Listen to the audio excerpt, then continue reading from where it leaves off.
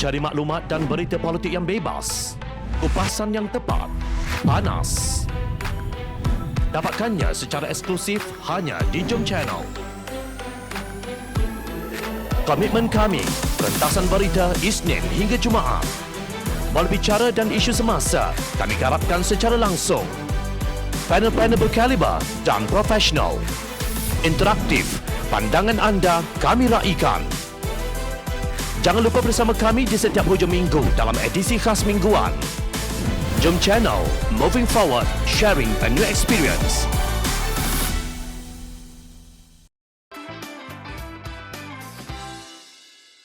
Pemimpin Pakatan Harapan sedang buat apa? Presiden Amanah Muhammad Sabu tidak bercuti di Dubai. Dalam satu hantaran di Facebooknya, beliau menyatakan telah menyantuni mangsa banjir di Kampung Lombong kemarin. Kita tahu kita tidak mampu menggantikan segala barang dan harta benda mereka yang musnah akibat banjir. Namun kita tetap berkongsi kesukaran yang mereka alami. InsyaAllah pejabat ahli Parlimen Kota Raja akan berperanan untuk mengkoordinasi dan menjadi penghubung kepada semua agensi pusat dan negeri dalam membantu rakyat. Ini inisiatif berterusan yang akan kita jalankan, tegas beliau. Kata Muhammad, seramai 700 keluarga mangsa banjir menerima sumbangan kerajaan pusat dan kerajaan negeri Selangor di Dewan Majlis Pembendaharaan Kelang MPKK Kampung Lombong yang terletak dalam Parlimen Kota Raja yang diwakilinya. Setiap mangsa menerima sumbangan RM2,000 sekeluarga, iaitu setiap RM1,000 dari pusat dan negeri. Alhamdulillah, kata Muhammad. Beliau tidak lupa menghargai kehadiran Timbalan Menteri Tugas-Tugas Khas Jabatan Perdana Menteri Datuk Mastura Muhammad Yazid, Exco Kerajaan Selangor Ustaz Zawawi Murni, Pegawai Daerah Kelang Faisal, Ahli Majlis Ismail, Penghulu Mukim Tok Azharuddin dan Ketua Kampung Lombong Tok Jalil.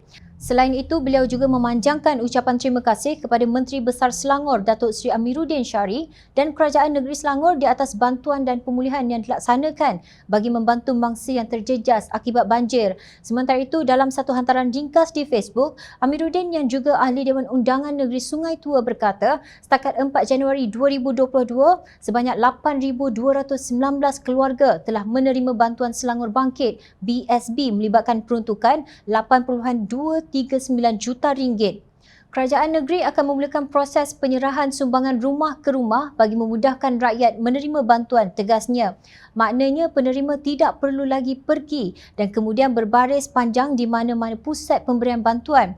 Dalam pada itu, di Negeri Sembilan, Setiausaha Organisasi DAP Anthony Locke berkata, sebagai wakil rakyat, apabila kawasan yang diwakili dilanda bencana adalah menjadi tanggungjawabnya untuk membantu rakyat yang terkesan. Katanya, bagi negeri yang tidak biasa dengan fenomena banjir besar seperti Selangor, Negeri Sembilan turut menghadapi musibah tersebut tanpa sebarang kesiapsiagaan. Kawasan Dewan Undangan Negeri yang saya wakili iaitu Cenah di daerah Jelebu merupakan antara kawasan yang paling teruk terjejas di Negeri Sembilan. Beberapa kawasan dalam kawasan parlimen saya di Seremban juga terjejas, khususnya dalam kawasan Dewan Undangan Negeri Lengging dan Ampangan, ujarnya. Selain pembantunya yang hanya disebut sebagai Desmond dan pasukannya, Anthony memuji dan mengucapkan terima kasih kepada ahli-ahli majlis serta ketua dan ahli jawatankuasa Majlis Pengurusan Komuniti Kampung MPKK yang amat cepat bertindak untuk membantu mengenal pasti keadaan di lapangan. Menurut beliau, pasukan Pusat Khidmat dan MPKK telah menyediakan makanan dan air minuman kepada mangsa banjir dengan segera. Menyedari bahawa masalah yang paling besar selepas banjir ialah lombokan sampah dan lumpur, beliau mengambil tanggungjawab untuk membersihkan kawasan yang paling teruk terjejas iaitu di Pekan Titi dan Kampung Cenah.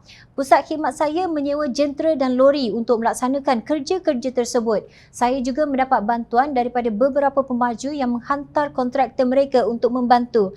Hasilnya, saya dapat memobilisasi 11 buah jentera JCB Backhoe dan 10 buah lori untuk mengangkut semua sampah dan membersihkan lumpur dalam masa 10 hari, katanya. Pihaknya juga mendapat khidmat sekumpulan pekerja yang mahir dalam kerja-kerja membersihkan longkang yang sangat sukar dan memerlukan tenaga fizikal yang kuat. Beliau juga menyediakan peralatan kepada mereka seperti water jet dan water pump untuk memudahkan kerja pembersihan di kawasan di mana bekalan air tidak stabil. Di Negeri Sembilan, Kerajaan Negeri juga memberi bantuan tunai RM1,000 kepada setiap keluarga mangsa. Semua peruntukan tersebut disalurkan kepada akaun Pusat Khidmat Ahli Dewan Undangan Negeri. Untuk memudahkan mangsa, kami menyampaikan bantuan dalam bentuk tunai tanpa sebarang proses permohonan. Semua maklumat diperolehi melalui MPKK dan penerima hanya perlu memberikan salinan kad pengenalan dan laporan polis, jelasnya. Bagi memotong semua pita birokrasi, Balai Raya Kampung digunakan untuk mengagihkan bantuan keuangan. Saya tahu masih banyak yang perlu dilakukan, namun semangat bantu-membantu di kalangan kita akan memperkuatkan azam kita untuk membina semula. Kesimpulannya, sebagai wakil rakyat, saya berharap saya menjadi sebahagian daripada penyelesaian dan bukannya menjadi sebahagian daripada masalah, tegas Anthony. Di mana pula pengerusi Pakatan Harapan yang juga Presiden Keadilan Datuk Seri Anwar Ibrahim? Selepas ke Pahang yang dilanda tsunami balak, beliau ke Melaka yang juga dilanda banjir. Bertemu warga Tangga Batu dan Lubuk Cina yang terkena kesan teruk banjir. Harap sumbangan kecil saya ini membantu kurangkan beban mereka, katanya dalam satu hantaran ringkas di Facebook rasminya. Beliau juga menziarahi mangsa-mangsa banjir di Hang Tuah Jaya dan Kota Melaka sambil menghantar bantuan banjir daripada pihaknya. Sebelum itu, pada 5 Januari lalu, Anwar menerima kunjungan Duta Besar Sweden ke Malaysia, Dr. Joachim Bergstorm. Menurut beliau, perbincangan berlegar di sekitar isu-isu terkini antarabangsa dan wilayah, termasuk pelaksanaan sistem demokrasi dan hubungan perdagangan antarabangsa Malaysia dan Sweden. Pada Oktober tahun lalu, beliau menghadiri pertemuan dengan Duta Qatar, Yaman, Arab Saudi, Pakistan, Kuwait, Afghanistan dan Oman. Beliau juga menerima kunjungan Duta Besar Chile, Velasco von Pilgrim dan Duta Amerika Syarikat, Brian D. McVitus.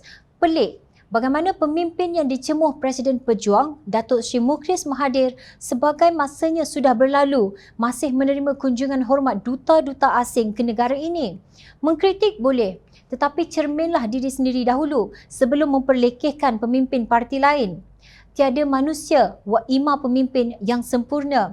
Apapun, pemimpin Pakatan Harapan kekal bersemangat tinggi dan membantu rakyat. Mereka tetap diiktiraf masyarakat antarabangsa walaupun tidak menguasai Putrajaya. Penghormatan diperolehi, bukan dituntut. Ingat, rakyat sentiasa memerhati.